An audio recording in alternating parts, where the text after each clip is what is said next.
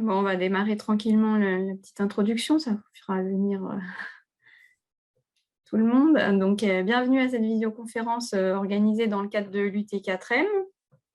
Donc, elle est organisée par l'équipe d'Authentique Nutrition qui vous propose donc à vous coureurs un accompagnement nutrition pour vous préparer au mieux à ce rendez-vous sportif.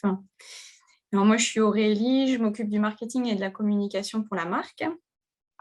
Et je laisserai bientôt la parole à Emmanuelle Buisson, la diététicienne nutritionniste de la marque, et puis aussi à Stéphane Trailer, un de nos ambassadeurs. Voilà. Donc, quelques petites infos techniques. L'idéal, c'est de couper vos micros. Après, pour les caméras, vous faites comme vous voulez, il n'y a pas de souci. Et de poser vos questions au fur et à mesure dans le chat. On essaiera d'y répondre au fur et à mesure, et sinon, on prévoit un temps de questions-réponses à la fin. Et si toutefois on n'a pas le temps de répondre à toutes les questions, n'hésitez pas à laisser votre email pour qu'on puisse y répondre après coup.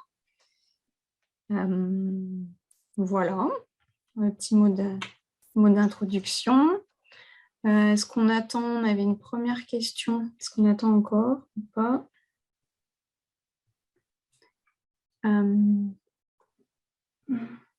Pour lancer le premier sondage, Emmanuel. Oui. Du coup, je lance tout de suite.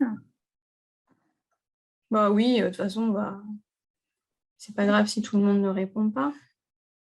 Alors là, donc la première question, c'est savoir sur quelle course vous êtes inscrit cette année pour l'UT4M. Donc, je vous laisse répondre.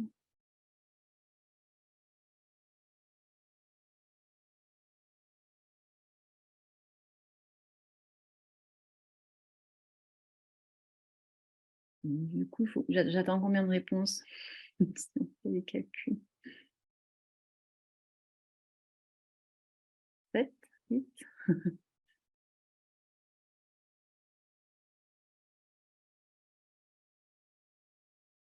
Mettre fin au sondage. Je pense que tout le monde a eu le temps de répondre.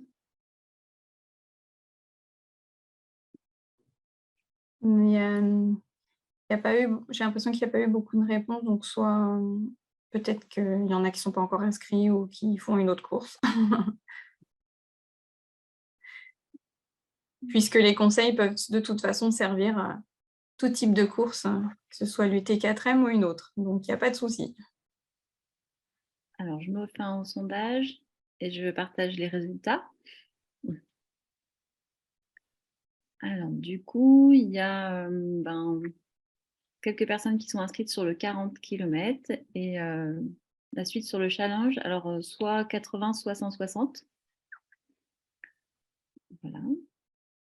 Donc, on donnera du coup des spécificités pour les parcours de ces deux, surtout sur ces deux challenges, et puis sur le 40 km. Et puis Stéphane donnera quand même quelques infos pour l'ultra. Pour l'ultra, oui.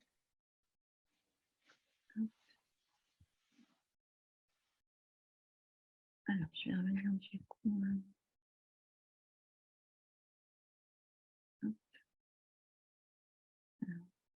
Du coup, donc la présentation va se présenter en 3 temps. Donc, un premier temps sur une explication un peu sur la nutrition sportive et surtout pendant effort. Ensuite, le témoignage de Stéphane par rapport à ses habitudes en ultra-trail, mais aussi par rapport à ses entraînements ou ses préparations diverses. Et puis après, vos questions-réponses par rapport à nos interventions. Alors du coup, par rapport à la nutrition sportive, donc je voulais revenir à... Excusez-moi, parce que là, j'ai le sondage en plein milieu.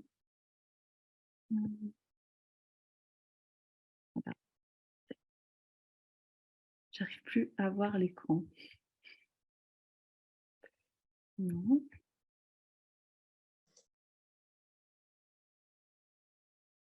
Non, on voit l'écran.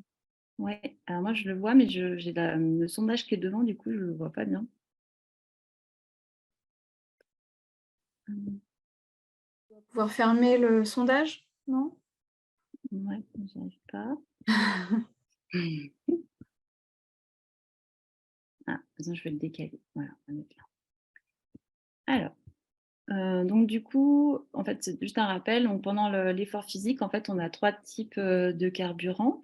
Donc, on a d'abord pour les efforts intenses, bref, notre carburant principal, c'est le glucose. Donc, le glucose qui est contenu dans le sang. Donc ça, on ne tient que quelques minutes avec ces réserves de glucose sanguin.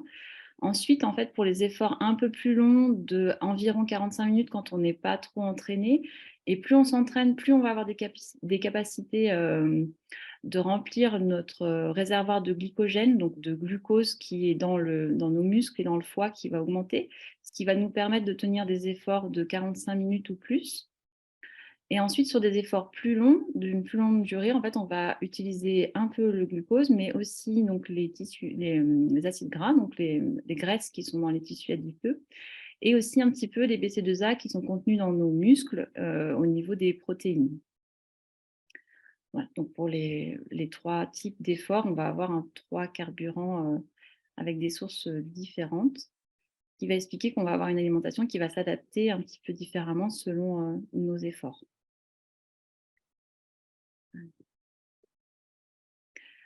En fait, du coup, bon, pendant nos efforts physiques, en fait, on va avoir une perte de nutriments, donc ce que je viens de dire, donc soit du glucose, soit des acides gras, soit des protéines. Mais on va aussi avoir une perte de minéraux, donc potassium, sodium, zinc, et également de vitamines qui vont être utilisées en fait par l'organisme pour la contraction musculaire. Donc, on va avoir des pertes assez régulières. Et en fait, pour être bien, ça va être important d'apporter régulièrement en fait, ce que notre corps va utiliser pour pouvoir rester le plus possible dans la zone verte afin de garder un maximum du coup d'énergie et d'avoir un effort physique optimum. Parce que plus du coup nos réserves elles vont diminuer et plus on va avoir des problèmes ou en tout cas des contre-performances pendant notre effort physique.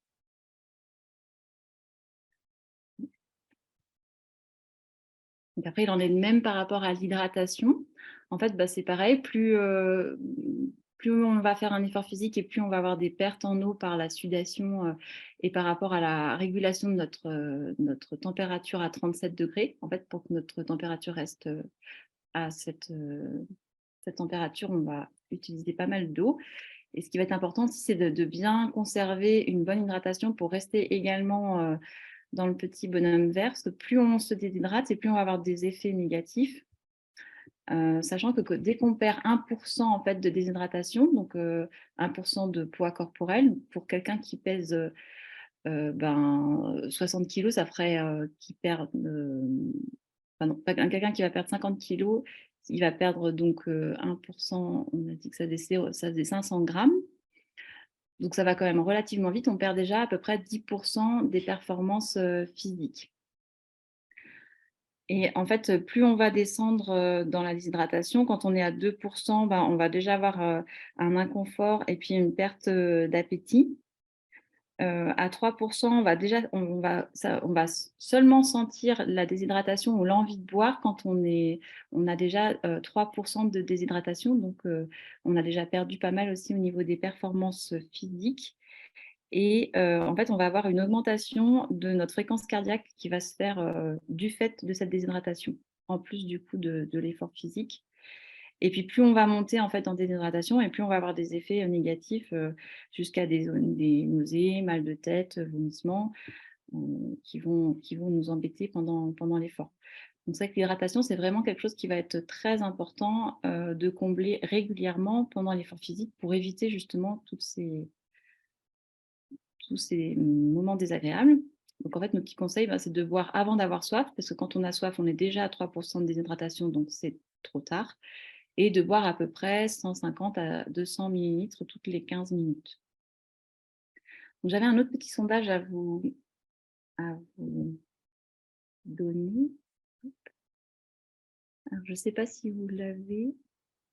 Oui. Donc, je vous laisse répondre au sondage. Donc, c'est de savoir est-ce que vous avez déjà bu de la boisson énergétique et est-ce que vous avez déjà souffert de problèmes de digestion pendant une course.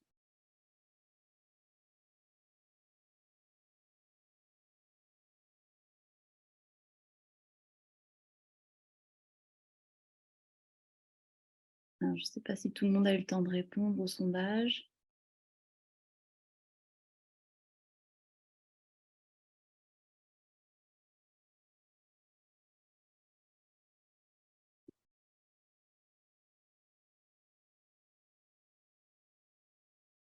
Je pense que je vais pouvoir mettre fin au sondage.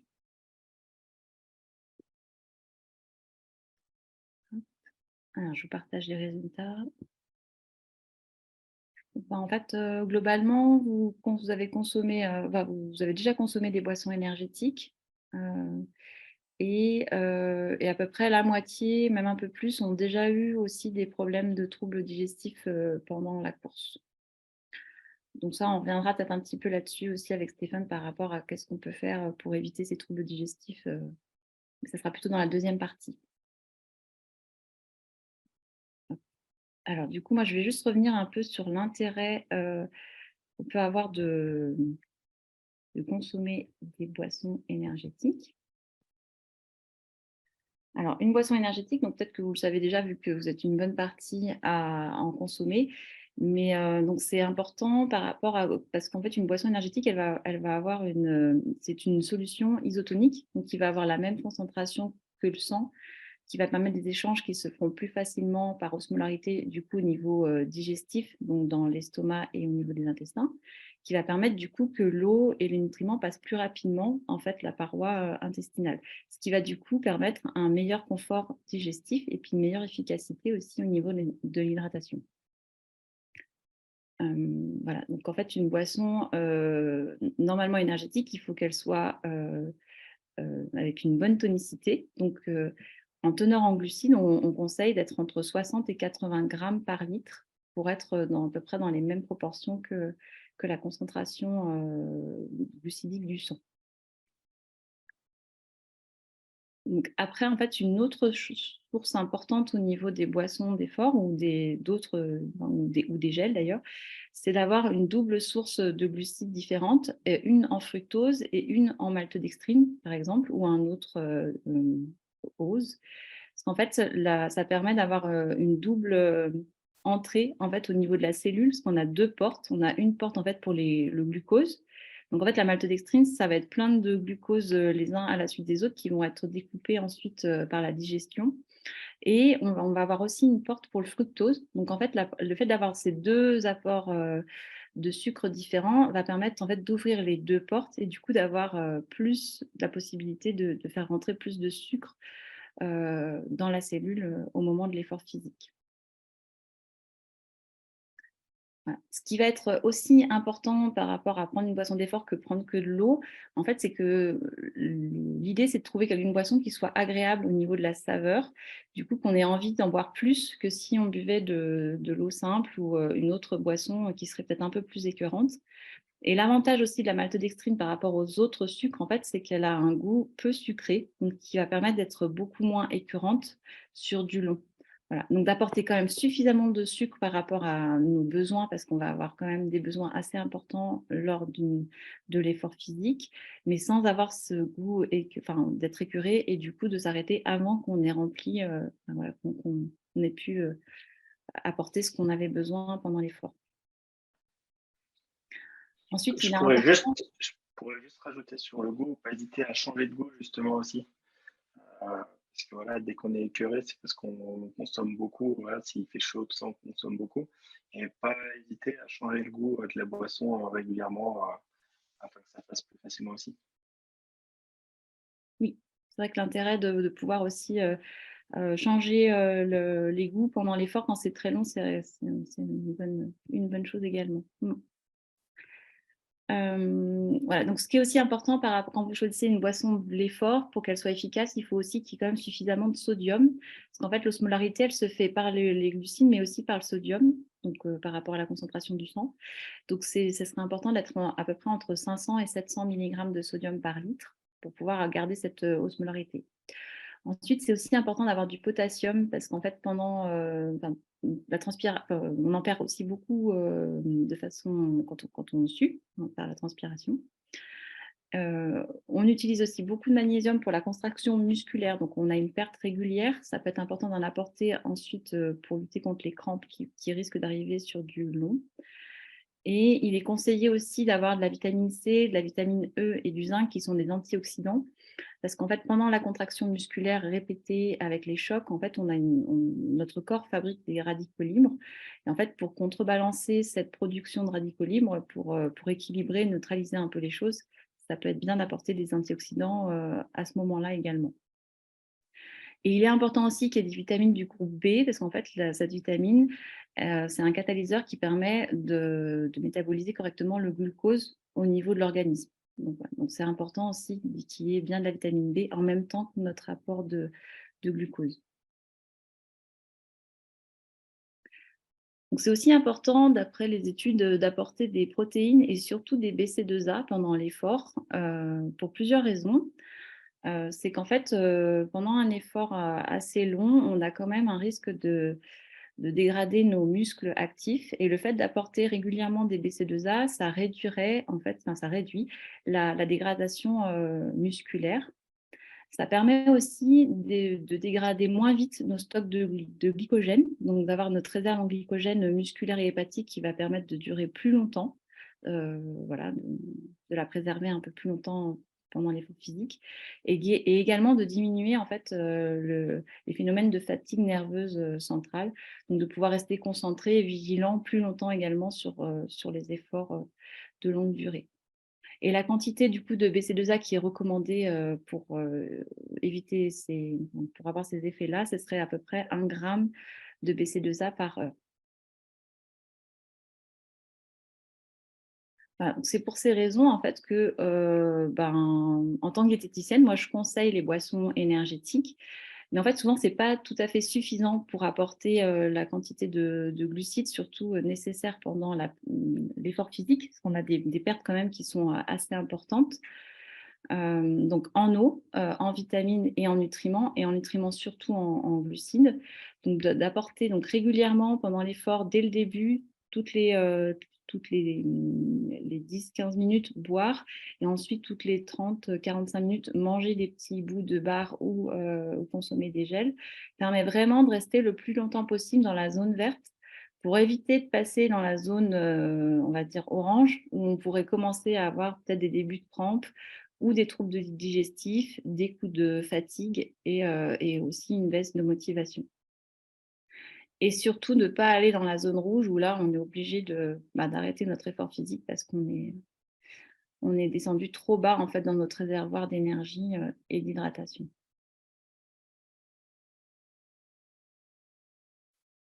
Voilà, donc je voulais qu'on partage peut-être le témoignage de Stéphane un petit peu sur les différents parcours, puis d'abord de présenter aussi Stéphane Roux. Je te laisse te présenter. Alors bonjour à tous, moi c'est Stéphane Roux, j'habite sur Saint-Gervais. Ça fait maintenant quelques années que je cours. J'ai d'abord fait plusieurs autres sports, notamment du ski, de la natation. Et puis le point commun avec tous les sports que j'ai fait, c'est que l'entraînement, quand on faisait des préparations, que ce soit l'été pour le ski ou une préparation même en natation, on allait courir. Donc, c'est comme ça que je me suis retrouvé à courir. Et puis après, le fait de ne pas avoir beaucoup de temps pendant les études pour faire d'autres sports, la course à pied, c'était facile. On a juste à prendre les baskets et puis d'aller courir le soir ou le midi. Donc, j'ai couru de plus en plus jusqu'à 2018 où je me suis mis un peu plus avec comme objectif le Grand Raid de la Réunion. Donc, c'était une première pour moi parce que j'avais jamais couru plus de 8 heures d'affilée. Et là, je me suis retrouvé donc au Grand Raid pendant 32 heures à courir à travers l'île de la Réunion. Donc, ça s'est plutôt bien passé. C'est pourquoi j'ai continué quand même à m'entraîner. Et puis, depuis quelques années, j'ai fait quelques petits résultats, mais ça se passe bien. Et puis, toujours pour le plaisir. Donc, je me suis retrouvé sur l'UTMB l'année dernière, 35e. J'ai fait le Nice by UTMB aussi donc l'année dernière où j'ai terminé à la 3e place du 100 km.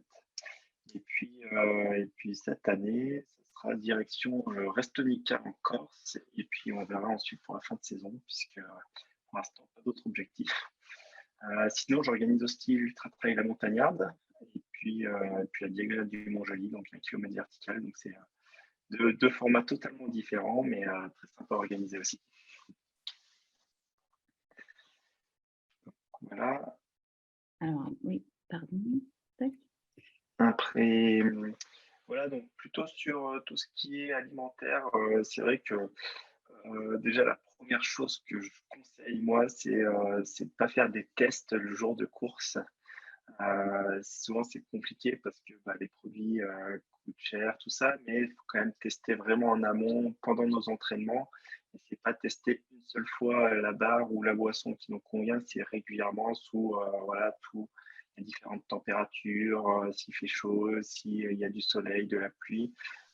C'est vrai que vraiment tester son alimentation, sa boisson, finalement, tout au long de l'année, c'est le plus important. Ça en va de même pour tout ce qui est nourriture au quotidien. C'est vrai que la veille de course, on veut toujours modifier son alimentation. La semaine avant, modifier aussi, manger plus, manger différemment.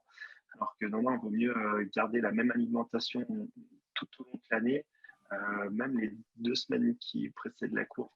Voilà, pas de changer tout son alimentation parce que c'est là où justement on va avoir des maux de ventre, des choses comme ça. On va essayer de se nourrir plus, on va boire plus la veille. Et finalement, avant le départ, on se met déjà en difficulté. Excuse-moi, Stéphane, on t'entend pas forcément très très bien. Est-ce que, Ouais. alors je sais pas, est-ce que tout à l'heure on t'entendait bien au tout début, donc est-ce que, je sais pas si c'est une question d'oreillette ou est-ce qu'il faut que tu coupes ta webcam pour qu'il y ait plus de bande passante, je ne sais pas, mais peut-être essayer un petit quelque chose. Ouais, je te fais ça. Merci.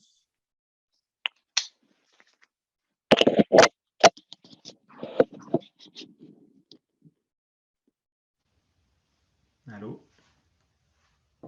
Ouais, vas-y, pas. Essaye. Est-ce que vous m'entendez mieux? Ça semble mieux, ouais, vas-y, ouais. Moi, je vous entends plus du coup. Ah, Ah si, c'est bon. C'est bon, je vous entends. Et vous, c'est bon? Tout va bien? c'est bon, ouais. Donc c'est tout bon. Sinon voilà, pour ma part en tout cas, je reste sur une alimentation voilà, assez équilibrée tout au long de l'année. Et puis la veille de course, tout ça, j'essaye de voilà, pas trop manger, rester sur des choses que je connais. Le petit-déj, je prends mon petit-déj tous les matins. Je prends quasiment la même chose tous les matins, donc je garde le même petit déjeuner. Et puis par contre, je vais peut-être manger, pas en grande quantité, mais un peu plus régulièrement. Voilà, pareil, toujours des choses que je connais. Si dans mes pâtes, je mets du gruyère, je vais continuer de mettre du gruyère parce que c'est quelque chose que je fais tous les jours. Donc, pour moi, vraiment, donc, avant la course, c'est rester sur les choses qu'on connaît. Le matin de l'épreuve, pareil, on reste sur ce qu'on connaît.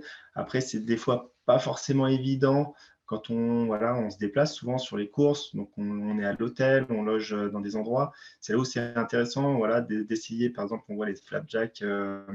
Moi, c'est quelque chose que je mange régulièrement voilà, le matin ou avant une course. Donc, voilà, avoir des petites habitudes, même quand on est en déplacement, c'est quelque chose qui est vraiment intéressant. Alors moi, je voudrais juste revenir par rapport à ce que tu disais, du coup, je l'avais prévu après, mais je ne vais pas le dire maintenant. Je pense que ça correspondait bien. En fait, le risque justement pour moi qu'on mange trop au dernier repas ou aux dernières heures, c'est souvent lié un peu aux émotions. Et je voulais juste refaire un petit passage par rapport à ça pour expliquer qu'est-ce qui peut se passer. En fait, quand on a des courses justement qui sont un peu importantes ou qu'on se donne des objectifs, forcément, on a des émotions qui vont monter. Enfin, on a envie de bien faire et du coup, un peu de stress. Également aussi aux habitudes qui vont changer, hein, comme on disait, un départ qui va être dans la nuit, alors qu'on n'est pas habitué, etc. Donc, ça crée aussi des émotions. Et en fait, dans notre corps, pour la plupart, en fait, quand on a des émotions, ça nous fait monter la dopamine, ce qui va nous déclencher quelquefois des envies de manger. Et c'est ce qui peut avoir l'impression que du coup, on a plus envie de manger que d'habitude et ou alors l'impression de devoir manger beaucoup. Et en fait, si on mange du coup ce qu'on a envie avec plaisir, attention et que on se sent bien dans ce qu'on est en train de faire, qu'on n'est pas en train de se juger, la dopamine va permettre de diminuer et on va pouvoir se sentir réconforté. Donc, ce qui va permettre justement de mieux réguler cette prise qui pourrait des fois être un peu plus compliquée la veille ou le matin de la course où justement on a un peu plus d'émotions que d'habitude. Ce qui est différent de la faim, en fait, voilà. Et des fois, on peut mélanger la faim et l'envie de manger, alors la faim peut être des fois déclencher l'envie de manger, enfin souvent d'ailleurs, mais des fois, ça peut être des émotions qui vont aussi déclencher l'envie de manger. Et dans ces cas-là, ça peut être une bonne chose de manger, mais vraiment en dégustation, quoi. Prendre son temps et manger pour ne pas faire exploser les quantités et pouvoir être réconforté correctement et du coup éviter les problèmes digestifs parce qu'on a trop mangé ou qu'on a trop bu avant un effort. Voilà, c'était ma petite parenthèse.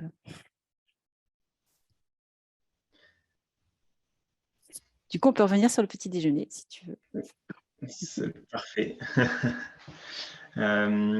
Ouais, du coup, sur le petit déjeuner, voilà, c'est toujours garder son petit déjeuner et puis bien penser que voilà, quand on est en course, tout ça, on est en déplacement, donc prévoir ces habitudes-là. Essayer, voilà, si on va s'entraîner le matin, essayer de prendre un petit déjeuner qu'on prendrait le matin de la course. C'est des choses qui sont vraiment importantes à faire, quoi. Pas oublier aussi si le départ il est tard le matin ou eh ben, manger une petite barre un petit peu avant. Donc ça, c'est quand même avant le début de l'effort, afin voilà, d'avoir le temps de le digérer aussi. Pas boire trop d'eau non plus, voilà, consommer de l'eau, mais avec modération, comme à son habitude aussi. C'est vrai que j'en vois qui boivent le matin en se levant, parce qu'en plus il fait chaud pendant la course, qui boivent 2 fois plus. Ça, à part avoir envie d'aller aux toilettes 5 minutes avant le départ, ça ne sert pas à grand-chose. Donc, vaut mieux boire régulièrement toute la semaine avant. Et ce n'est pas les 2 heures avant le départ qui vont changer quelque chose, quoi. Donc voilà, ça c'est tous les petits détails. Faire attention aussi, les courses qui partent tard le soir, en début de nuit ou en fin de nuit. C'est des moments qui sont un peu délicats à gérer. Après, ils le sont pour tout le monde. Donc c'est voilà, on sait, c'est pas la peine de se mettre, quand on parlait de stress, c'est pas la peine de se mettre du stress en plus en se disant voilà, qu'est-ce qu'il faut que je mange, tout ça.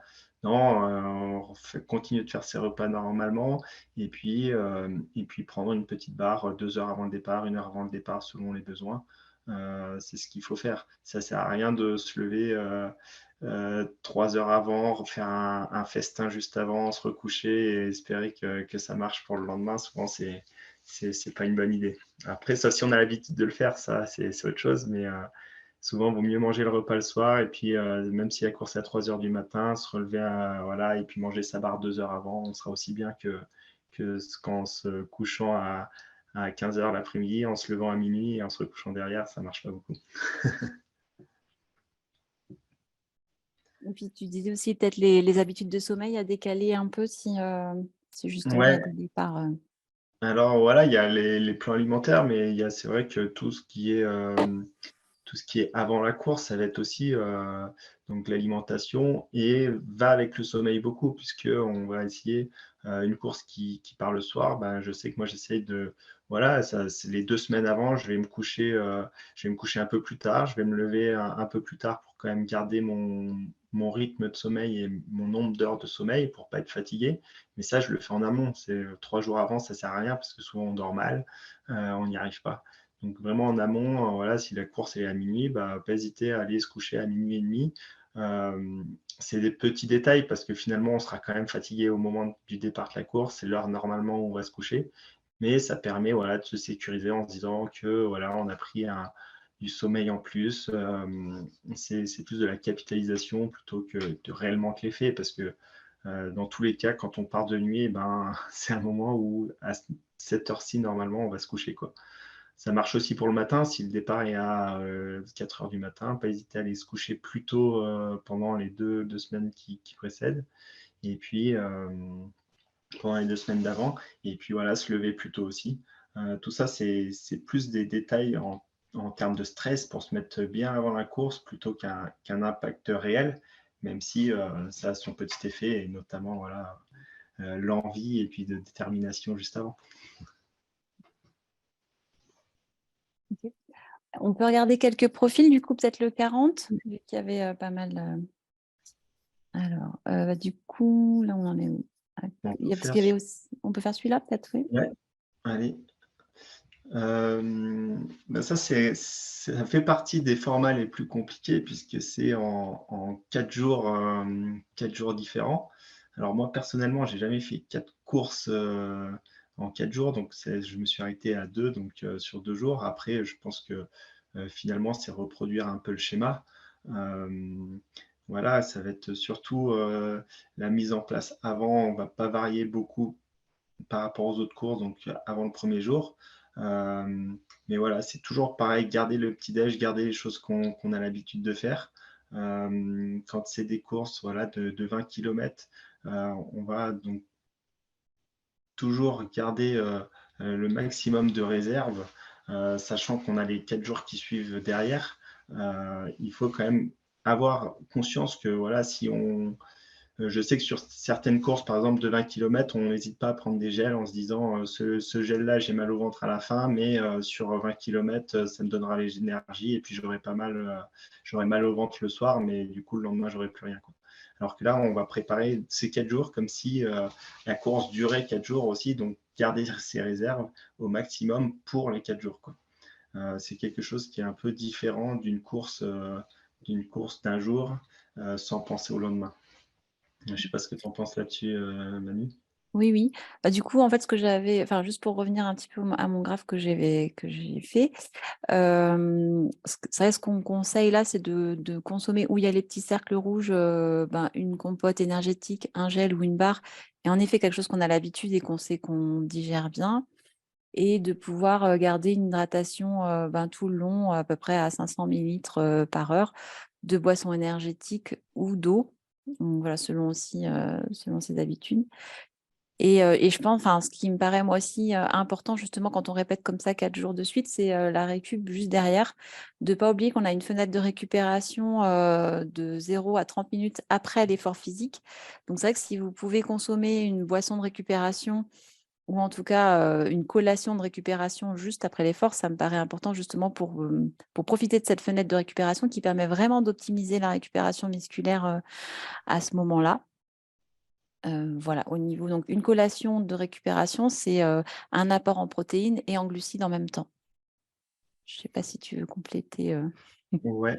Moi, par exemple, sur les petits ronds, c'est vrai qu'après, ça, c'est personnel. Et puis, chacun, c'est à chacun de voir à peu près comment il gère son effort. Mais je sais que je préfère prendre tout ce qui est solide plutôt dans les montées et prendre plutôt tout ce qui est liquide dans les descentes. Je sais que pendant une période, maintenant ça a peut-être changé un peu, mais il y a une dizaine d'années, voilà, on disait plutôt de prendre le solide avant les descentes et puis plutôt voilà, pendant l'effort, prendre par exemple plutôt tout ce qui est gel donc pendant la montée. Je sais que moi, au niveau, je préfère digérer, monter à mon rythme, même si je suis dans l'effort, en ayant quelque chose d'un peu conséquent dans l'estomac, plutôt que dans la descente où là, voilà, il faut courir vite, il faut être réactif. Et si j'ai mangé quelque chose de solide, ça passe pas forcément. Donc c'est plutôt voilà, gel ou compote ou voilà, boisson sur les sommets. Et puis dans les montées, voilà, plutôt manger quelque chose d'un peu plus conséquent. Et ça, plus la course est longue, plus c'est intéressant, je trouve, à faire.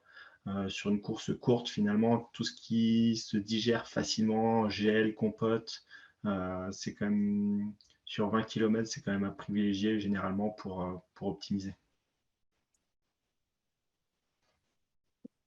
Du coup, on peut peut-être regarder le parcours d'après. Voilà. Je ne sais pas si c'était celui-là. Si. Alors, j'ai pas. C'est le 40, celui-là? Oui. 40, oui. Ah, oui. Ok. Voilà, sur le 40, on va partir sur, voilà, sur des choses assez similaires. La différence, voilà, le format est plus long. C'est là où c'est intéressant de rajouter des choses qui sont un peu plus avec du solide, un peu plus. Tout ce qui est barre, voire même sur les ravitaillements, pas hésiter à manger des choses salées. que ce soit, voilà, des fois il y a du fromage, des fois il y a du jambon, des choses comme ça. C'est des choses qui sont intéressantes. Plus on fait du long, plus il faut manger ce genre de produits afin de voilà, pouvoir, comme on disait au début, avoir ces réserves qui soient au plus haut en permanence. Quand on est, par exemple, on voit qu'il y a 2 ravitaillements solides, c'est des zones qu'il faut prévoir. On sait qu'on va pouvoir plus se nourrir sur ces ravitaillements-là et pas hésiter entre les deux à prendre voilà, tout ce qui est compote un peu plus entre les deux et puis sur ces ravitaillements, manger quelque chose de solide. Est-ce que tu as quelques petites recettes de choses solides que tu te prépares Ouais, après sur 40 km, pour moi, ça reste assez basique, hein. J'essaye, enfin voilà, c'est à chacun après de voir comment il gère son alimentation. Moi, je sais que j'essaye sur du 40 km, j'essaye de ne pas m'arrêter. C'est-à-dire que j'ai tendance voilà, à prendre tout ce qui est toujours pareil, un peu compote ou gel sur les sommets. Et puis, dès que ça monte, voilà, manger plus tout ce qui est barre dans les montées. Sur les ravitaillements, j'ai tendance souvent à prendre là un bout de fromage, quelque chose comme ça, d'un peu conséquent, et toujours sans m'arrêter, le prendre et puis marcher même 1 km, 2 km après le ravitaillement pour avoir le temps de le manger tranquillement. Et dès que j'ai fini et digéré légèrement, je peux me remettre à courir, quoi. C'est vrai que je pense que le statique n'est pas forcément très bon sur les courses de trail. Donc voilà, pas hésiter à prendre son temps, manger tranquillement en marchant, mais toujours rester en mouvement. Ok. Du coup, on passe au suivant. Hop. Donc là, c'est le 4x40. Ouais, 4x40. On va le gérer, enfin, sur ces formats, en fait, on va le gérer un petit peu comme le 40 d'avant, mais voilà, faut faire plus attention à la récupération, comme disait Emmanuel, juste derrière. C'est vraiment la clé, hein, je pense. La clé, c'est la récupération juste après la course, et puis ça va être le petit-déj le matin. Sur ce genre de course en plusieurs étapes, je pense que la récupération le soir et le matin, ça va conditionner vraiment la totalité de la course tous les jours, quoi. Donc, c'est des moments à ne pas louper. Et puis après, pendant la sortie, pendant la course, voilà, ça va être toujours le même principe, des choses qu'on connaît. Sur les sommets, pas hésiter à prendre un peu plus tout ce qui est liquide, un peu plus tout ce qui est facile à consommer, et puis tout ce qui est barre, un peu plus dans les montées. Plus c'est long, pareil, plus on va prendre un peu plus de temps sur les ravitaillements, à manger des choses un peu plus solides. Ça peut être aussi des fois des soupes avec du vermicelle, des choses comme ça. Ou en plus, c'est souvent très salé, donc ça permet de bien d'absorber. Apporter le sodium. Et est-ce que tu aurais d'autres petits conseils, tant qu'on est pour la récupération musculaire, après, justement, pour pouvoir enchaîner Ouais, bah après, je dirais qu'il n'y a pas de secret. Finalement, la récupération, c'est mieux on s'est entraîné avant, plus on récupère vite. C'est vrai qu'il n'y a pas vraiment de secret. Après, voilà, ça va être. J'aime bien. On disait souvent avant de prendre plutôt des douches froides. Après, j'ai déjà entendu des douches chaudes, des choses comme ça. Moi, c'est vrai que j'aime bien mettre un coup froid, un coup chaud, parce que ça permet de faire circuler le sang. C'est vrai que après, c'est peut-être qu'à moi, hein, je n'ai pas été spécialiste sur la question, mais c'est vrai que donc, on a un réseau sanguin. Quand on met froid, et ben, il se rétrécit. Quand on met chaud, notre réseau sanguin il se dilate. Et ça permet voilà, de faire varier ce réseau sanguin en mettant un coup une douche un peu plus chaude, un coup une douche froide. Et je sais que moi, ça me fait du bien. Après, ça, c'est mon petit conseil perso. Merci, Stéphane. Du coup, on passe à... Je crois qu'après, on arrive sur les plus grandes distances.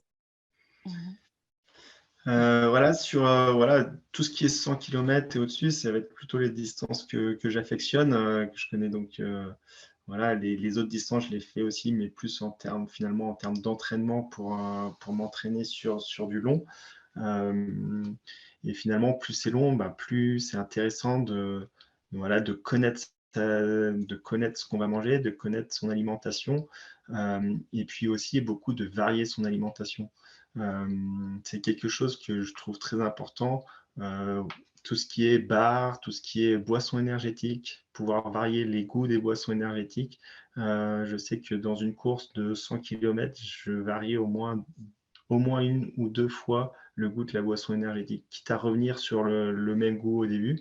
Ça me permet d'avoir déjà, voilà, dès que j'arrive sur un ravitaillement ou voilà, j'ai une assistance, quelque chose, de pouvoir changer de goût. Et puis ça, finalement, on se rend compte que ça nous fait plaisir de changer. Et puis au bout d'un moment, on en a marre, donc on sait qu'on en a une autre. Et ça, pour moi, c'est quelque chose de vraiment très intéressant.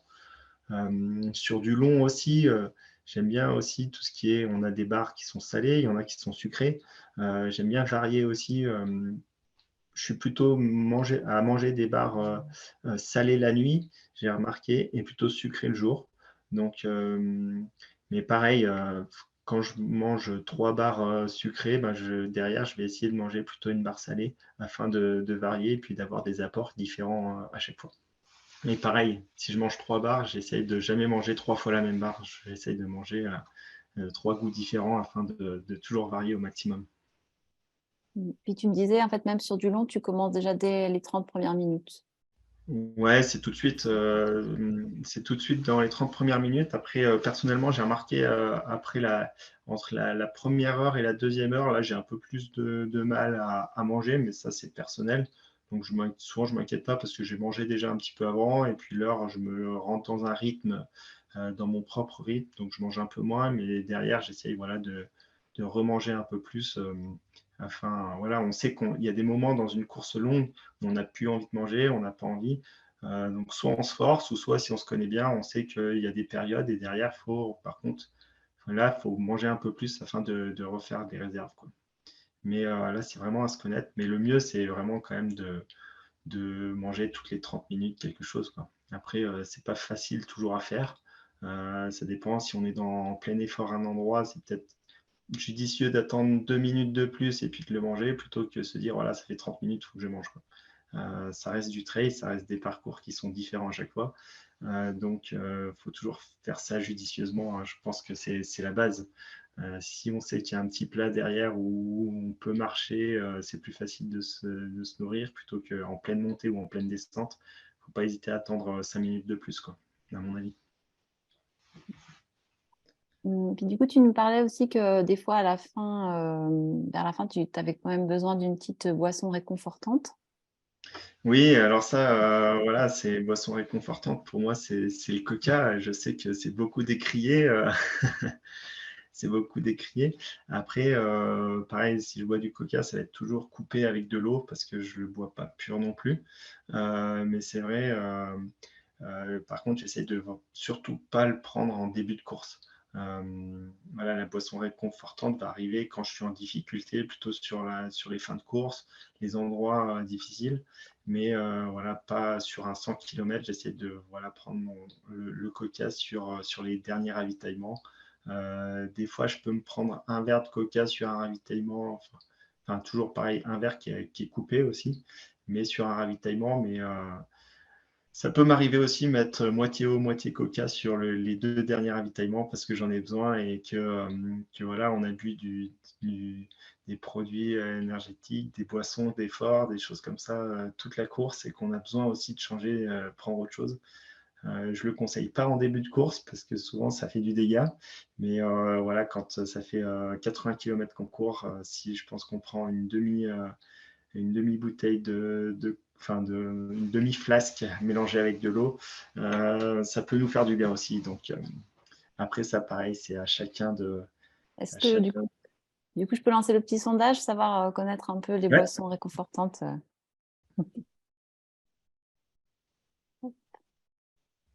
Voilà, je vous laisse répondre. Quelle est pour vous votre boisson réconfortante en fait pendant l'effort? Alors moi, je voulais juste répondre à Olivier qui demandait si on risque des troubles digestifs en mangeant toutes les 30 minutes. Voilà, quand je dis manger, c'est pas un sandwich qu'on mange toutes les 30 minutes, hein. Par exemple, sur un début de course, même sur 100 km, les premiers 30 minutes, je vais manger voilà, une demi-barre. Des fois, ça va être une demi-barre. Des fois, ça sera un peu plus, ça va dépendre du moment. mais c'est voilà, c'est toujours avoir quelque chose, consommer régulièrement plus que manger, c'est consommer. Et puis, encore une fois, il faut connaître les produits et il faut les utiliser régulièrement. Les troubles digestifs, ils viennent en fait vraiment par manque de connaissances et quand on teste des nouvelles choses. Donc voilà, c'est pas trop manger, c'est vrai aussi, mais quand même consommer régulièrement, quoi. Alors, du coup, je vais mettre fin au sondage pour voir les réponses. Donc, du coup, il y a un petit peu de jus de fruits, quand même pas mal de cola, et puis aussi pas de besoin de boissons réconfortantes. Ou ils l'ont pas encore trouvé, peut-être. Je sais pas. Voilà. Et du coup, pour revenir aux problèmes digestifs, oui, en fait, c'est quelques bouchées, hein. Enfin, je pense que c'est bien ça qu'on parlait toutes les 30 minutes, hein. C'est pas des grosses quantités, en effet. Et non, souvent, ça permet justement pour moi, je pense, de ne pas avoir du coup de problèmes digestifs parce qu'on apporte régulièrement des choses dans l'estomac. Et du coup, il n'y a pas de lourdeurs qui vont arriver d'un coup parce qu'on a très faim et qu'on va manger plus au bout d'une heure ou 2 heures d'effort. C'est plus régulier, du coup, c'est comme par rapport à mon petit réservoir tout à l'heure. En fait, ça permet vraiment d'apporter régulièrement les nutriments que l'organisme utilise. Et du coup, on ne va pas dans la zone rouge ou orange qui va déjà déclencher des problèmes digestifs. Voilà, par rapport à… De remarques sur les courses, généralement, on a beaucoup de problèmes digestifs sur les débuts de course ou sur les fins de course. Donc, les débuts de course, à mon avis, c'est beaucoup dû à ce qu'on mange avant. Des fois, voilà, j'organise donc la montagnarde. Sur le premier ravitaillement, on a plusieurs personnes qui ont déjà mal au ventre, des problèmes digestifs, alors que ça fait 15 km, 10 km des fois, alors qu'en entraînement, il n'y a jamais ces problèmes digestifs. Donc voilà, ça vient beaucoup de ce qui est mangé avant. Et puis en fin de course, c'est différent. C'est voilà, il y a eu l'effort, il y a eu ce qu'on a mangé. Donc en fin de course, c'est plutôt par rapport à ce qu'on a mangé tout au long de la course. Et là, c'est là où c'est important de connaître réellement ce qu'on mange. Okay. Donc, du coup, il y avait la dernière, mais je pense que ça ne change pas beaucoup par rapport à ce que tu as déjà… Je ne sais pas si tu Ouais, veux rajouter des choses. ça ne change pas beaucoup par rapport à juste avant, par rapport aux 100 km. Après, là, on voit bien voilà, qu'il y a les endroits où c'est entouré, ça doit être les ravitaillements aussi qui sont où on peut avoir une assistance. Pas hésiter sur les ravitaillements avec assistance, on n'en a pas parlé, mais voilà, ça va être des choses qu'on connaît aussi, de la purée, ça peut être des choses qu'on a envie de manger qui sont différentes de ce qu'il y a sur les ravitaillements, sur le reste de la course. Et ça, c'est très important aussi. Sur du silon, voilà, moi je sais que j'adore les pâtes avec le gruyère, j'en mange toute l'année. Quand je peux quand je peux retrouver des pâtes et du gruyère sur un des ravitaillements, ça me change. Il y en a souvent, c'est les pâtes qu'on achète à la maison, qu'on a l'habitude de manger. Voilà, c'est le côté réconfortant. C'est plus ça d'ailleurs que le côté nutritif, hein, c'est le réconfort. Mais voilà, on se sent bien, on mange quelque chose qu'on a l'habitude, qu'en plus souvent c'est la famille, des choses comme ça qui nous apportent, ou alors qu'on s'est fait notre sac de délestage avec ce produit à l'intérieur et on est d'autant plus content de le retrouver sur ravitaillement. Donc pas hésiter à faire, voilà, moi en plus souvent j'en fais 2 différents pour pouvoir changer. Des fois j'arrive dessus, j'ai pas envie de ça, j'ai envie de ça. Pas hésiter à, voilà, des fois on prévoit notre course en disant je vais manger tel bar à tel endroit, tout ça, et puis finalement, non, il faut mieux avoir un choix. Quand on arrive, on a envie de ça, on prend ce qu'on a envie, et puis avoir un peu plus et pouvoir changer. Ça, pour moi, c'est presque le plus important.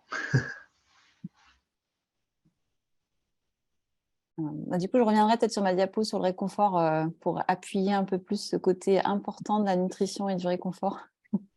C'est un des rôles, pour moi, il est autant important que le rôle nutritif.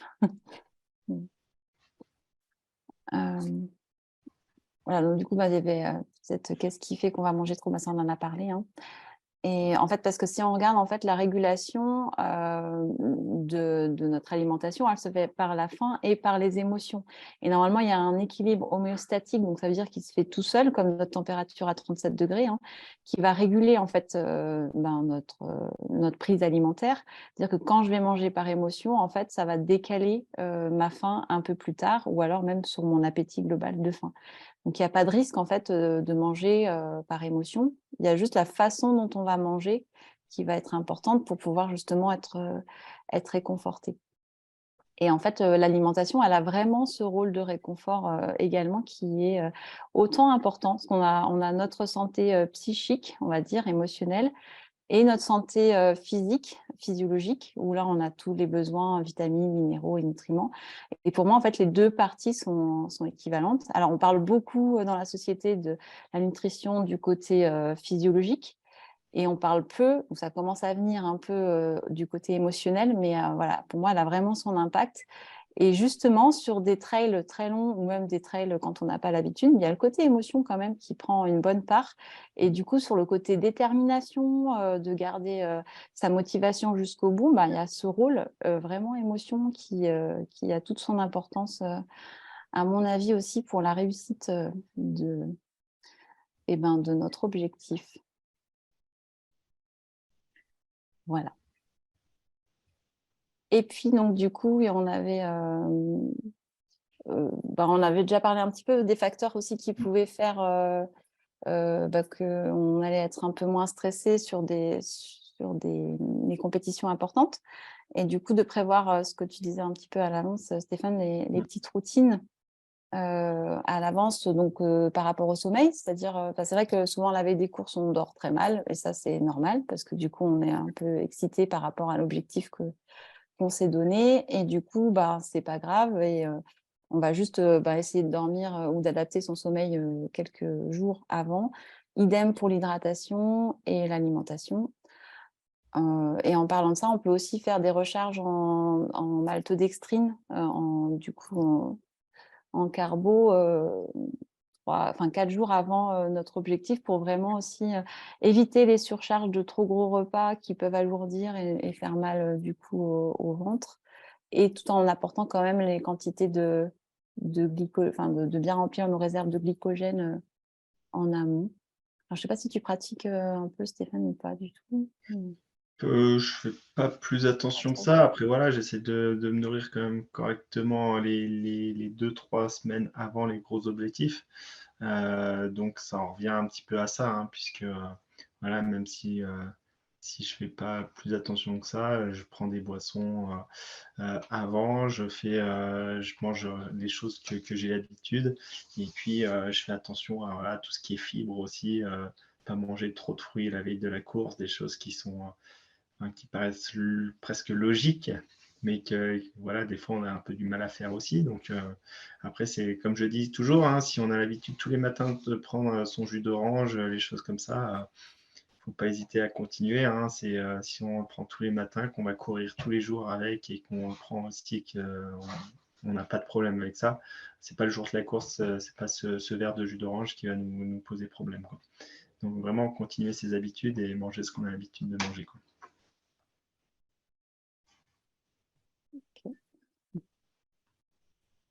Je peux vous partager une question. Il y avait une question: si on prend un gel accompagné d'une boisson de l'effort, est-ce qu'il n'y a pas un risque de surdoser le glucose sur une seule prise? En fait, en termes de quantité. Alors moi, je peux répondre. Déjà, la boisson d'effort, on ne va pas la boire d'un coup. Donc, normalement, c'est quelques gorgées petit à petit. Ouais, et en fait, souvent, ce qui est conseillé de prendre, je crois que c'est 1 gramme de glucose par kilo de poids. Donc, par exemple, si on fait 60 kilos, il faudrait manger 60 grammes de glucose par heure. Sachant que dans une boisson d'effort, il y a à peu près 40 grammes si on prend 500 millilitres. Donc, il nous reste encore au moins 20 grammes. Et voilà, et un gel en général, c'est entre 15, c'est à peu près 15 grammes, 15-20 grammes. Donc, voilà, on n'est pas du tout dans trop, voilà, par rapport à ça. Et par rapport au pic, après, ça dépend des sucres aussi qui sont utilisés dans les gels ou dans les boissons d'effort. Alors nous, c'est pour ça qu'on a mis que de la maltodextrine et du fructose, qui sont des sucres plutôt complexes, donc qui vont éviter les gros pics d'hyperglycémie, qui peuvent après faire des hypoglycémies réactionnelles derrière. Voilà. Je ne sais pas si tu veux rajouter quelque chose. Non, j'ai pas. Enfin, en tout cas, ça m'est jamais arrivé, hein. Pourtant, régulièrement, après, enfin, c'est même quelque chose presque que je peux conseiller. C'est après, souvent, quand on a pris un gel ou quelque chose, pas hésiter à boire. Voilà, si on a de l'eau dans la gourde, le mieux, c'est de boire peut-être une gorgée d'eau. Afin que voilà, on puisse changer de goût et pas avoir le goût du gel dans la bouche trop longtemps, quoi. Donc non, j'ai jamais eu ce problème et j'ai jamais eu trop rencontré une surdose. Donc non, je pense pas que c'est surtout sur des efforts longs comme je pense qu'on est plus en carence qu'en surconsommation. Je pense pas qu'il y ait beaucoup de problèmes, quoi. Et quelqu'un qui demandait aussi si c'était préférable de manger en courant ou en marchant. Alors, je sais que Stéphane, tu as déjà en partie répondu voilà, en disant qu'il ne fallait pas hésiter après un ravito de marcher un peu pour faciliter la digestion et avant de repartir courir. Mais je ne sais pas si vous avez un complément à ajouter. Bah, après, c'est surtout déjà ça va être l'objectif qu'on veut faire. C'est sûr que si l'objectif est vraiment de finir devant, c'est quand même toujours compliqué de marcher, donc on a quand même tendance à courir. Par contre, voilà, c'est varier son effort. C'est plus que marcher ou courir, c'est varier son effort. Quand on est en train de manger, éviter de faire un gros effort à ce moment-là. C'est plus dans ce côté-là. Si on peut prendre le temps de marcher, en effet, si on prend son temps après le ravitaillement, régulièrement, ça m'arrive, hein, quand je mange avec des choses, des fois c'est un peu plus lourd. Si je prends un morceau, ça m'arrive de prendre un morceau de tome. J'ai même des fois pris du saucisson, des machins. Et ben, pas hésiter à marcher un petit peu, voilà, sur 100 mètres derrière. C'est pas ça qui nous fait perdre énormément de temps, quoi. Donc voilà, pas être en grand effort quand on est en train de manger. Dans ces cas-là, voilà, plutôt passer sur un gel ou quelque chose qui est plus facile à digérer. Alors, je peux juste te donner une explication un peu scientifique. En fait, c'est que du coup, quand on est en effort physique, le sang, il est dans les muscles et du coup, il n'est pas du tout au niveau du tube digestif. Donc, du coup, c'est vrai que si on remarche, du coup, c'est moins intense. Donc, du coup, le sang peut revenir un peu au niveau du tube digestif et ce sera plus facile de digérer ce qu'on est en train de manger que si on est en effort intense où là, tout le sang, il est vraiment au niveau musculaire, quoi. Voilà. Un petit complément. Après, le mélange cacao, en plus du réconfort, m'aide à digérer en milieu de course. Est-ce expliqué? Manu, Alors, je pense que c'est le côté réconfort, mais qu'il ne faut pas négliger, hein, comme je l'ai mentionné tout à l'heure. Pour moi, il est très important. Et c'est vrai que déjà, de penser du bien de ce qu'on fait, si on est content de boire son cacao et que ça nous fait du bien, en fait, déjà, il y a une grosse part psychologique qui fait que ça va bien se passer. Il y a vraiment l'effet psychosomatique, si on veut, qui est quand même important aussi au niveau de la digestion et des complications qu'on peut avoir justement dans l'autre sens au niveau digestif. C'est que si on pense du mal de ce qu'on fait, par contre, ça bloque tout. Donc, voilà, donc après, c'est pour ça qu'il n'y a pas une solution miracle pour tout le monde et qu'après, c'est important de trouver ce qui nous fait du bien et de tester des choses et pas en compétition si on peut, plutôt à l'entraînement. Et c'est comme ça qu'on... Voilà. Et c'est vrai que ce qui marche pour Stéphane, ça ne marchera pas forcément pour tout le monde. Aussi, c'est d'en être conscient que chaque personne est différente. Après, donc, physiologiquement, le coca plus eau au niveau digestif, on n'est pas tout à fait bon au niveau des sucres, parce qu'on n'en aura pas suffisamment, comme on disait tout à l'heure par rapport à l'osmoralité. Et au niveau du sel, c'est pareil. Et voilà. Donc, du coup, physiologiquement, on ne peut pas trop expliquer ce côté digeste. Je pense que c'est plutôt psychologique, quoi, émotionnel. Mais en tout cas, Philippe, si ça t'aide, faut pas hésiter à continuer. Peut-être pas en boire trop non plus, parce que c'est pas bon non plus. Mais voilà, si ça te fait du bien, ça te permet du réconfort et puis tu te sens mieux après, surtout ne pas hésiter.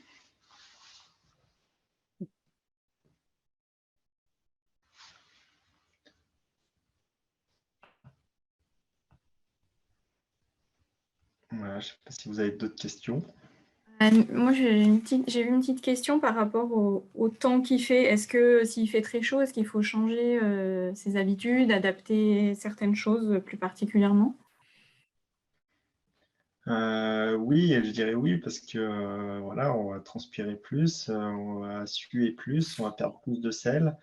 Euh, c'est vrai que plus il fait chaud, bah déjà, c'est logique, hein, plus il fait chaud, plus on boit. C'est vrai que les courses hivernales, je bois souvent 2 fois moins que les courses en plein été. Donc oui, on va changer. Mais par contre, encore une fois, ça c'est l'entraînement qui va nous aider. C'est le problème d'ailleurs quand on change de région, quand on passe, voilà, si on va faire des courses dans un autre pays, c'est là où c'est compliqué, c'est qu'on s'entraîne, on va boire, s'il fait froid dans notre région, on va pas beaucoup boire lors des entraînements. On va se retrouver sur une course où il fait chaud à boire 2, 3 fois plus. Et c'est là où on peut avoir justement des problèmes digestifs. Donc voilà, c'est là où il faut même préparer, si on part dans un pays chaud, voilà, partir toujours avec sa gourde. C'est vrai que la plupart du temps, si je vais courir 1 heure, je ne prends pas de gourde et puis je bois un peu plus après ma course. Quand je sais qu'il fait chaud, je pars dans une course qui est dans pas longtemps, je pars toujours avec une gourde, même une petite gourde, afin de boire un peu plus régulièrement, quoi. Et par rapport au conseil des boissons, ça serait de les diluer un peu plus. Du coup, peut-être pour pouvoir boire plus. Mais après, ça, c'est chacun aussi.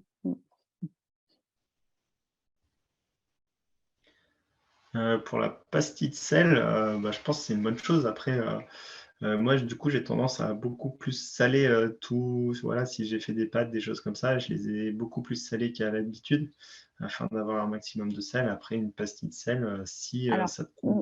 pour avoir travaillé avec les fondeurs qui faisaient ça il y a une quinzaine d'années, Ouais. donc non. Ok. Parce qu'en fait, parce qu'ils prenaient vraiment des pastilles de sel qui se mettaient directement dans la bouche. Et en fait, le problème, c'est que ça fait une sortie d'eau. Parce qu'en fait, c'est tellement concentré que du coup, ça crée des troubles digestifs assez importants. Du fait que pour digérer ce sel, il faut que le corps sécrète de l'eau pour pouvoir réassimiler après le sel à l'intérieur. Donc en fait, si on prend une pastille de sel, il faut la mettre dans l'eau, hein. Enfin voilà, il faut que ça soit dilué dans l'eau et pas directement dans la bouche. Voilà.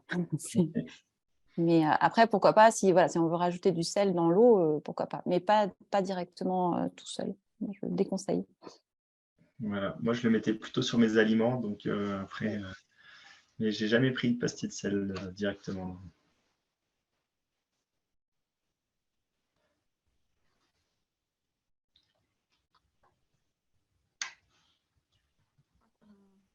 On a répondu à une grande majorité des questions et celles qui restent, on ne manquera pas d'y répondre par email si vous nous avez laissé votre email. Emmanuel, est-ce que tu peux donc avancer sur les derniers slides? Je donne le dernier le questionnaire de satisfaction Non, oui, après d'abord, il y a juste un récap. Donc, dans le cadre de l'accompagnement pour l'UT4M, donc, vous bénéficiez de packs découvertes sur nos produits, sur des packs effort ou packs récup pour justement vous permettre de tester les produits en entraînement et vous aider à vous faire votre propre routine pour le jour J. Donc, vous avez des offres jusqu'à fin mai et puis aussi un code de réduction du 15 mai au 15 septembre. Et puis, tout est récapitulé sur le site de l'UT4M, sur la page nutrition. Et puis, sur notre blog, vous trouvez plein de conseils sur l'hydratation, les gels, les barres, des recettes aussi, des recettes à se faire soi-même, des boules énergétiques, des compotes, des gâteaux, enfin... Voilà, donc n'hésitez pas à aller les consulter. Et puis bientôt, on mettra à votre disposition les plans nutritionnels par course, comme on vous a montré là pendant la visio. Donc comme ça, voilà, vous pourrez les consulter et puis regarder quelles courses vous faites et comment mieux adapter votre programme nutritionnel. Voilà, on espère que ces conseils vous auront été utiles. Et donc, pour finir, on a un petit questionnaire et puis voilà. Et on vous souhaite après une bonne soirée, une bonne prépa, un bon entraînement. Et puis, on est à votre disposition. Il y a aussi un formulaire de contact sur notre site, donc n'hésitez pas.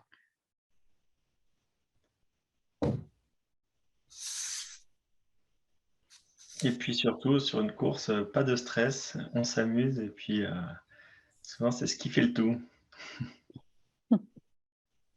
Et puis donc, on se retrouvera. Nous, on sera présents à la remise des dossards. On aura aussi des ambassadeurs qui font la course. Donc, souvent, ceux qui font le challenge sur plusieurs jours, ils reviennent en fin de journée, ils viennent témoigner. Et puis peut-être qu'Emmanuelle sera présente à un moment aussi. Donc, voilà, vous pourrez échanger avec elle à ce moment-là. Moi, je redirais juste qu'il y a aussi du bon stress C'est vrai. qui motive. Non. Pas de stress, c'est surtout le plaisir. Après, le stress, on l'a toujours un petit peu avant le départ, mais ça. Il vient Comme tout avant de seul. monter sur scène, c'est normal. Il vient toujours tout seul.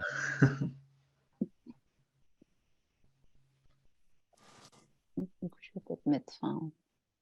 Oui. Et ben, bonne soirée à tous. Bonne soirée. Merci à vous. Merci Stéphane, merci Emmanuel, merci à tous.